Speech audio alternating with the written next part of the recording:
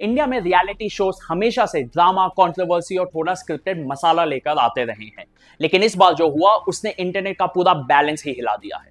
Multiple FIRs हुए और लोगों का फोकस रणवीर अलाहाबादी और समय रैना पर आ गया।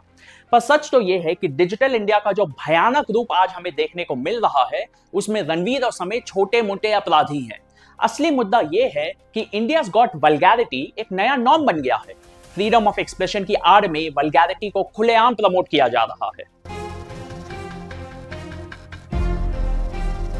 किस कलर की चड्डी पहने हो? क्या ये एक आइसोलेटेड इंसिडेंट है या हम एक ऐसे दुनिया में कदम रख चुके हैं जहां शॉक और वल्गैरिटी ही नए एंटरटेनमेंट के स्टैंडर्ड्स बन गए हैं?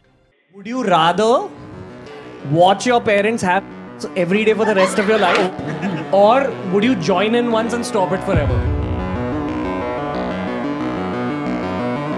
हमारी फ्रीडम वहाँ समाप्त हो जाती है जब हम किसी और के फ्रीडम पर इंक्रोच करते हैं। बात करेंगे उन लोगों की जो डार्क ह्यूमर के नाम पर समाज में गंदगी फैला रहे हैं। इंडियाज गॉट लेटेस्ट समय रैना और दूसरे का रणवीर अलाहाबादी।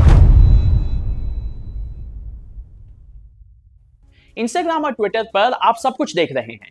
ये सिर्फ एक शो की बात नहीं है बल्कि पूरे जनरेशन की बात है। जब 16 से 20 साल के बच्चे इस लेवल का कंटेंट को कूल समझने लगे तो सोचिए हम किस तरफ जा रहे हैं। अब आप जो देखने वाले हैं वो शायद आपको अनकंफर्टेबल करे, शायद आपको शॉक करे, लेकिन ये रियलिटी है जो सोशल मीडिया ने नॉर्मलाइज कर दी है। आइए कुछ एग्जाम्पल्स देखते हैं जिससे आपको ये एहसास होगा कि प्रॉब्लम कितनी ज्यादा गंभीर है। मैं पहले ही डिस्क्लेमर दे देता हूं कि ज्यादातर कंटेंट जो अब आप देखोगे मैंने उसे ब्लर कर दिया है क्योंकि मेरे हिसाब से वो ब्लर होना डिजर्व करता है। इनसे मिलिए। संतूर मॉम जैसे लेबल यूज करके माँ बेटे रिलेशनशिप को सेक्सुअलाइज किया जा रहा है। माँ और बेटे के रिश्तों को नई ऊंचाइयों पर लेकर जा रहे हैं ये लोग। हमारे रणवीर ने तो सिर्फ माँ के बारे में बोला था, यहां तो पूरा का पूरा कंटेंट दिखाया जा रहा है। वायरल होने का जुनून इतना है कि हर कोई शॉक वैल्यू के बिना कंटेंट बनाना बेकार समझ रहा है।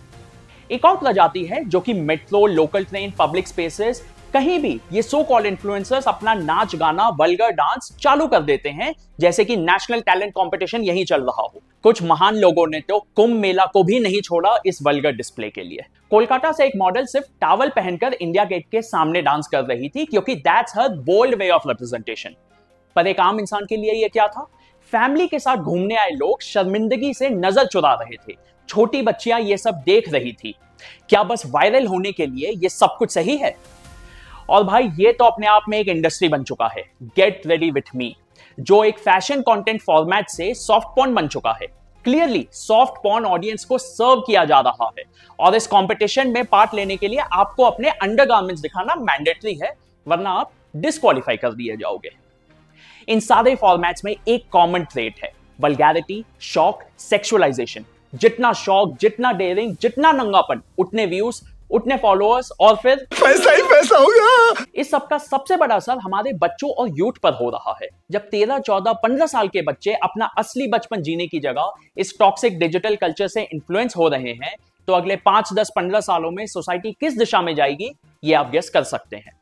सॉफ्ट पॉर्न कंटेंट जिसका सोशल मीडिया पे ओपन फ्लो बिना चेक्स के चल रहा है, उसकी सबसे बड़ी प्रॉब्लम यह है कि ये सब एडिटेड है, ये सब आर्टिफिशियल होता है, लेकिन बच्चे इसी को सच मान लेते हैं। वैलिडेशन और अटेंशन की भूख ने लड़कियों को बॉडी एक्सपोज करने पर मजबूर कर दिया है। आज 14-15 साल की लड़कियां सिर्फ एक वायरल रील और सोशल मीडिया लाइक्स के लिए अपनी बॉडी एक्सपोज कर रही हैं, सेक्सुअली सजेस्टिव बातें कर रही हैं, जिससे उनमें एंजाइटी, बॉडी इमेज इश्यूज और कंपैरिजन सिंड्रोम बढ़ता जा रहा है। उनके दिमाग में सिर्फ एक ही ख्याल आता है, मेरी रील वायरल क्यों नहीं हो रही, मैं उस जैसी क्यों नहीं दिखती या नहीं दिखता। यूथ को लगने लगा है कि पैसे या पॉपुलैरिटी के लिए ऐसे सजेस्टिव और वल्गर कंटेंट बनाना जरूरी है। पुणे का एक केस है जहां दोस्त से 100 रुपए मिलने पर क्लास 9 के एक लड़के ने एक लड़की का रेप और मर्डर कर दिया जस्ट बिकॉज उसके दोस्त को उस लड़की ने रिजेक्ट किया था। ये माइंडसेट कहां से आ रहा है? इसी तरह अपूर्वा द रेबल किड जैसे क्रिएटर्स को 15-16 साल के लड़के रेप थ्रेट्स और मारने की धमकियां दे रहे हैं। सेक्सिज्म और रेसिज्म अब सिर्फ जोक बन चुका है। किसी भी वायरल रील के कमेंट सेक्शन में जाओ, हर दूसरा कमेंट फेमिनिज्म का मजाक उड़ा रहा होगा या फिर एक दूसरे पर रेसिस्ट स्लर्स फेंक रहा होगा। ये सब एक डार्क ह्यूमर और सिग्मा मेल कल्चर के नाम पे हो रहा है। बच्चों को लगता है कि अगर तुम रेसिस्ट, सेक्सिस्ट और ऑफेंसिव हो तो तुम कूल हो। ये सब सिर्फ एक ऑनलाइन ट्रेंड नहीं, ये रियल लाइफ में लोगों की सोच को बिगाड़ रहा है। पहले गाली देना एक क्राइम होता था, अब ये नॉर्मल बात है। इस पूरे प्रॉब्लम में सिर्फ और सिर्फ हम जिम्मेदार हैं।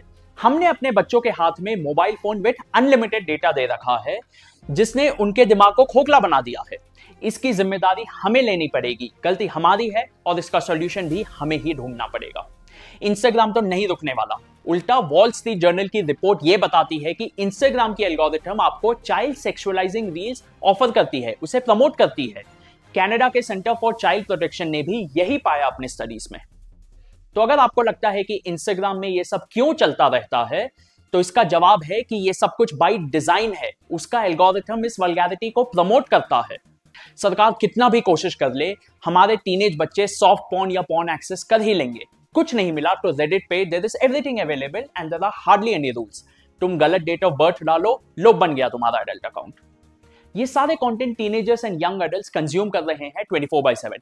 कभी सोचा है इसका अंजाम क्या होगा? अगर लॉजिकली देखा जाए तो इसका डायरेक्ट इंपैक्ट ऑलरेडी हमारे सामने है।